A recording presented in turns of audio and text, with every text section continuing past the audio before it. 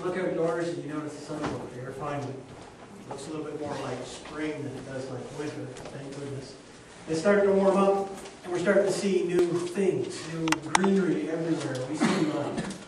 I think that's awesome and amazing. That's enough for us to celebrate the fact that we are Christians, the fact that we have an afterlife. We're starting a new series. This series is the basics of Christianity. I think if I asked a survey of people inside the church, how many people, if I asked you, can you tell me why you believe in Jesus Christ? How many of you would be willing and able to do something? How many of you really would be willing to be able to stand in front of an atheist scientist who would grill you with all sorts of different questions? Could you give them the right answers? The answer is maybe not. I remember about 25, 30 years ago, I went out with a girl. And she had a different kind of religion, I thought anyway. It's called the Way. And all the women sat on one side of the church and all the men sat on the other side of the church. And I got thinking, okay, well that's a little bit different than what we normally do. And then the women weren't allowed to speak, but the men were. I got thinking, well, that doesn't seem right to me at all. That's just something wrong with that. And then all the men made all the decisions. And I got thinking, now there's seriously some issues with this church. And then I found out that it wasn't even a church like a building like we have. It was actually a home. They always met in the homes. So I asked her some questions. I asked her, why do you believe what you believe? And her response was, I don't know. She didn't have a response.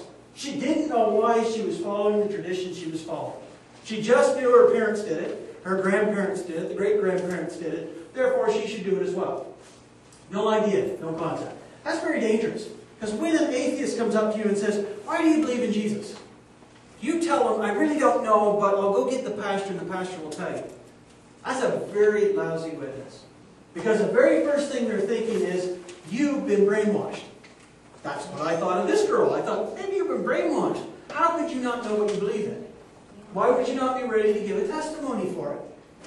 And I thought, you've been brainwashed. It's a cult, is it not? It actually wasn't. It was actually a really good organization. Nothing necessarily wrong with it. I didn't agree with their traditions. They were way off base. But they did have some scripture to back up what they were doing. But I got thinking, that's really bad. Jehovah's Witness comes to your door. And they say, well, do you want to have my pamphlet? And if you grill them and start asking them questions about their faith, 9 times out of 10 they'll do the same thing. Well, you go see my pastor. You go see the, you go see somebody else in the church, but I really don't know why I believe what I believe. No different than us. We have the same problem. And I think we should be ready, always ready, to tell everybody about Jesus and why we believe it. We've got to give the evidence. And there is evidence. There are fingerprints, I like to call them. Fingerprints of God everywhere that we see. A fingerprint is unique. Nobody has the same fingerprint. So if you get caught in a crime scene and you leave your fingerprint, guess what? You're caught. Guaranteed 100% proof that you did whatever crime it was that they're trying to pin on you. Same idea with God. The same thing applies. He has a fingerprint that He's left for us everywhere. We just got to open our eyes and actually see it. So when an atheist comes up to you and says, how can you believe in something you do not see? Something you can't give me physical evidence or proof of? Why do you believe it in the first place? You point them to the fingerprints of God. So let's deal with the first one. The first fingerprint of God is the idea that there is a universe. And this universe is massive and very complicated, to the point that nobody really has figured out the entire universe, or even started to figure out even a small part of it. Here's just a little bit of a scientific lesson. The sun that we see out there right now, it takes 8 minutes to go from the sun to the earth for it to travel, and that is approximately 93 million miles. Now, does that really matter to an atheist? It actually does. They use that as a measuring stick to go into some theories that we're going to look at in a moment. But the fact that it is 93 million miles away, the sun, that's hard to believe. It's hard for me to picture. How do they know it's 93 million miles away? Prove it to me. Have you ever been there? Have you ever taken a spaceship and actually traveled to the sun? The answer is they haven't. So how do they know that?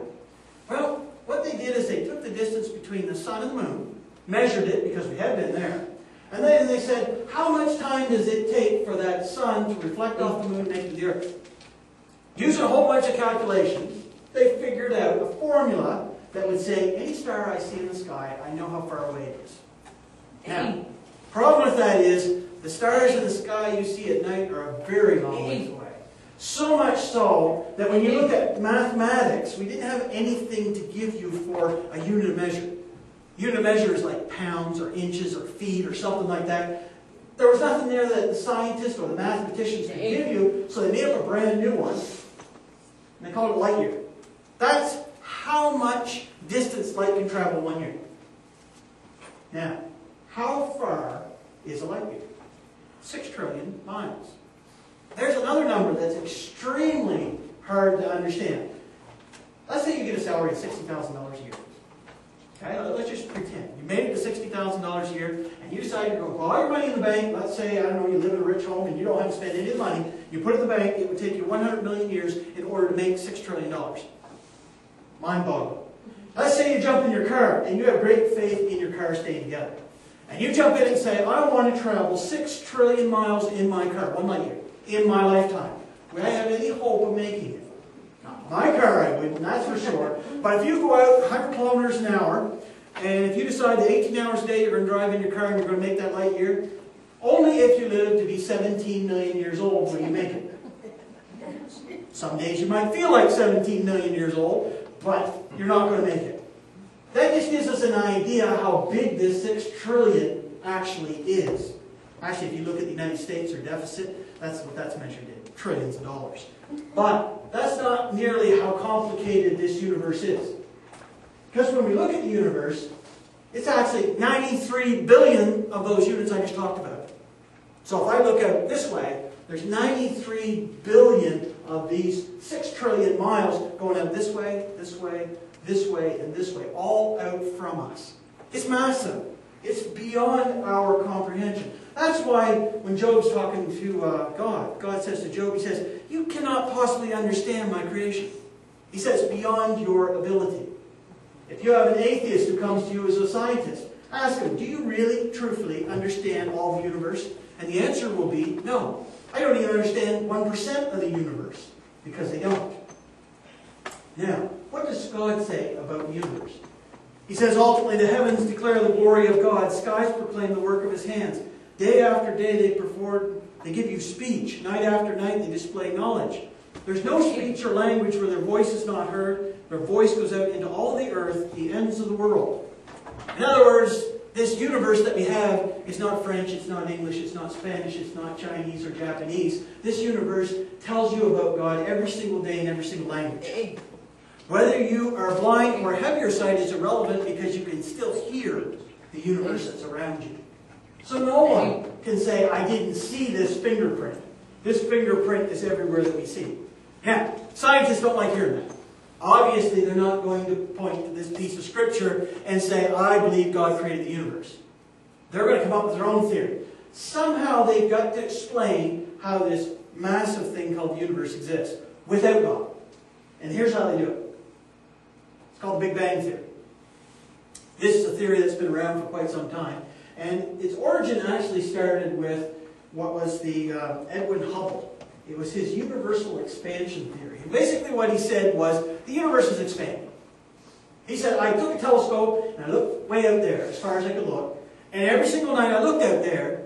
And he said, after a time, a month or two, I found a new star. Well, it wasn't there before. Where did it come from? And I saw other stars disappear. Well, where did they go? And he said the universe actually, through all his analysis, is getting bigger every single day. Now, to prove this theory, they put a Hubble telescope up in the air. I think it's 40 feet long in width and it weighs about 24,000 pounds, which out in space would be nothing. But with that telescope, they're able to look out even further, out into billions of miles. And they said, you know what, it is expanding. And the more I go out, the faster it expands. So they came to the conclusion that if that's the case then, we must have started all the universe from a tiny little speck at the dawn of time. They're not sure what to call it. They've asked themselves many times, what should we call this thing? Some call it a fiery ball mass. Some of them just simply call it an atom. You know what? Some of them that are really fanatic, really out there, will say the aliens put it there. They're not really sure where it come from. They're not sure what to call it. But they say before the beginning of space, time, and matter, this little tiny ball of something must have existed. And then one day, there was an explosion. Explosion happened and rippled this little tiny atom or matter and went in every single direction, and it's still going today. It's still going out and expanding every single day. That's how they say the universe came into existence. That is what your kids are taught at school. You will not find God's holy word taught at school. That's illegal. But you will find this taught at school every single day. They say this is science, this is fact. Now, if you want to refute somebody who's giving you this Big Bang Theory, the singularity event, how are you going to do it? You could point them to scriptures. They're not going to listen quite that quickly. First, point them to science and prove that they're wrong. That's the first step. First problem is, where did matter come from? I got a fiery ball of mass that might be about this big or maybe a little bit bigger. But where ultimately did that ball of mass come from? The universe consists of time, space, and matter. Well, that still hasn't explained where the tiny ball of mass came from. They have no idea. They have nothing that they can give to you. It's reasonable to assume that somebody or something or something happened that stood outside of time, space, and matter and made it happen. I like to call that person God. It fits very nicely within their theory, but they've got no explanation other than God created it.